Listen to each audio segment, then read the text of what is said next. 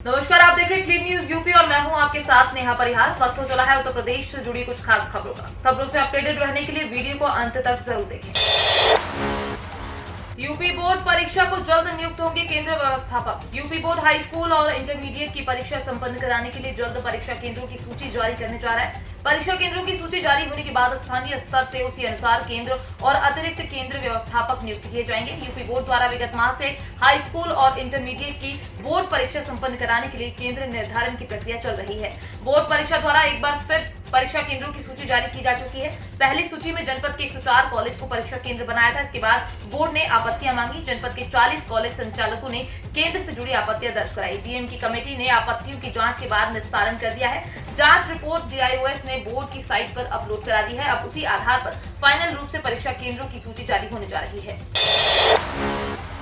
फिरोजाबाद कासगंज जनसभा में सीएम योगी का ऐलान, अपराधियों पर रहम नहीं। यूपी विधानसभा चुनाव 2022 के तीसरे चरण की तैयारियों के तहत सीएम योगी आदित्यनाथ ने दुनिया में सुहाग नगरी के नाम से फेमस फिरोजाबाद और कासगंज में जनसभा कर जनता से भाजपा के लिए वोट मांगे। यूपी में भव्य काशी दिव्य अयोध्या का निर्माण हो रहा है, तो वहीं मथुरा भी सज रही है। ऐसे में सोरो कैसे छूट सकता है? बीजेपी सरकार ने सोरो को तीर्थ स्थल के रूप में घोषित किया, जिससे विकास को गति मिली। प्रदेश में आस्था व तीर्थ स्थलों के सम्मान के साथ युवाओं के लिए रोजगार की असीम संभावनाओं के द्वार खुले हैं। मुख्यमंत्री योगी आदित्यनाथ ने मंगलवार को कासगंज अमापुर में आयोजित जनसभा में कहा कि प्रदेश में गरीब कल्याण से जुड़ी योजनाओं के लागू होने से किसानों के चेहरे पर खुशहाली आई है। साल 2017 में प्रधानमंत्री के आह्वान पर बीजेपी प्रचंड बहुमत से जीती। 2022 में भी बीजेपी प्रचंड बहुमत से जीतेगी। हमारी सरकार ने जो कहा वो किया और कह रहे हैं कि वो करेंगे। 2017 में जिन संकल्प के साथ बीजेपी आई थी, उन सभी संकल्पों को बीजेपी ने प्रदेश में पूरा किया है। चाहे वो बेटियों व महिलाओं की सुरक्षा की बात हो, अराजकता गुंडागर्दी को समाप्त करने की बात हो। पहले प्रदेश में दंगे होते थे, आज कांवड़ यात्रा निकलती है।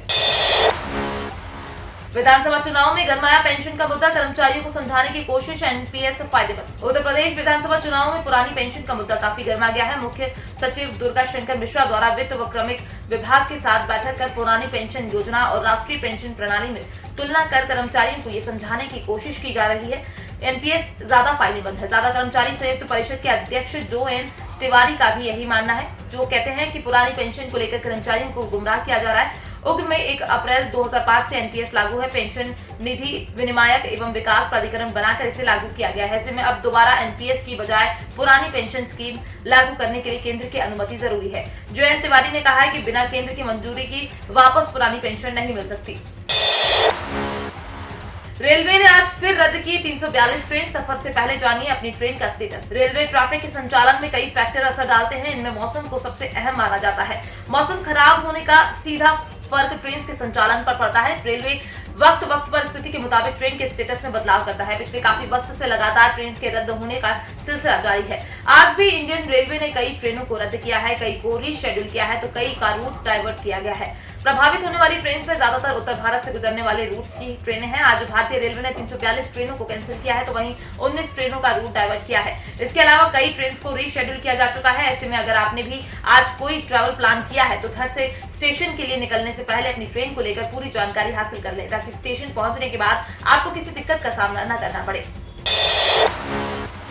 ज्यादा कमाई का मौका, ये बैंक एफडी पर दे रहा है 7% दर से ब्याज, फटाफट उठाए लाभ। अगर आप भी सुरक्षित निवेश के लिए फिक्स डिपॉजिट का विकल्प चुनना पसंद करते हैं, तो ये खबर आपके काम की है। कुछ स्मॉल प्राइवेट बैंक एफडी पर 7% तक का रिटर्न दे रहे हैं। बता दें, ये खास ऑफर सीनियर सिटीजन के लिए है। सीनियर सिटीजन अपनी सेविंग का कुछ हिस्सा फिक्स डिपॉजिट में रखते हैं, इससे उन्हें अच्छी लिक्विडिटी के साथ ब्याज कमाने का मौका मिलता है। हालांकि अभी ज्यादातर बैंक एफडी पर अट्रैक्टिव ब्याज ऑफर नहीं कर रहे हैं। बंधन बैंक सीनियर सिटीजन को 3 साल के एफडी पर 7% तक ब्याज ऑफर कर रहा है। यस बैंक भी सीनियर सिटीजन को 3 साल के एफडी पर 7% तक ब्याज ऑफर कर रहा है। आरबीएल बैंक भी 3 साल के एफडी पर सीनियर सिटीजन को 6.8% इंटरेस्ट ऑफर कर रहा है।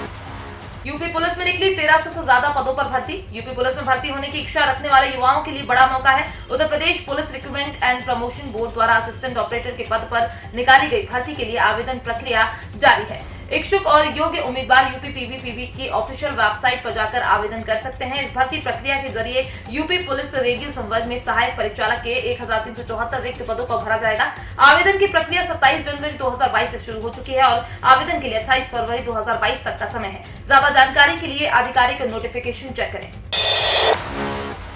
पत्नी के नाम से आज ही खुलवाएं ये स्पेशल अकाउंट। हर महीने मिलेंगे 44,793 रुपए। जानिए तरीका। अगर आप चाहते हैं आपकी पत्नी भी आत्मनिर्भर बने ताकि आपकी अनुपस्थिति में घर में एक रेगुलर इनकम आती रहे और भविष्य में आपकी पत्नी पैसों के लिए किसी पर निर्भर ना रहे, तो आप आज ही उनके लिए रेगुलर इनकम का इंतजार कर सकते हैं। इसके लिए आपको नेशनल पेंशन स्कीम में निवेश करना चाहिए। आप अपनी पत्नी के नाम पर न्यू पेंशन सिस्टम अकाउंट खोल सकते हैं। एनपीएस अकाउंट आपकी पत्नी को 60 साल की उम्र पूरी होने पर एक मुश्त रकम देगा। साथ ही हर महीने उन्हें पेंशन के रूप में रेगुलर इनकम भी होगी। इतना ही नहीं, एनपीएस अकाउंट के साथ आप ये भी तय कर सकते हैं।